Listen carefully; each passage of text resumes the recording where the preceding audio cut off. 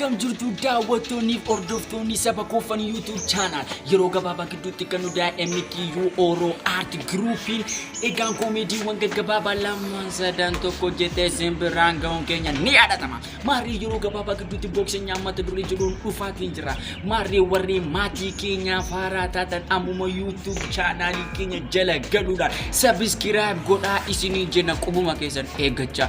Warri maatii keenya taatan hojii keenya yoo jaalatan like godha, don't dislike. Maarii egaan komeedii gabaabaa yeroo dhufti bokseenyaa dhufaa jira coming soon. Adanya boksenya boom boom mare obboleessi kiyas mare waan dabalee qawan irra seenqabu mare warroonni subscribe nu godhin jirtan subscribe gochuudha warroonni like keessan nu bukkeetti namni isaa like nu gochuudha bukkeedhaaf keessattuu barattoonni Middle University warri maatii nu fintee maatii nu taasisanii subscribe godha.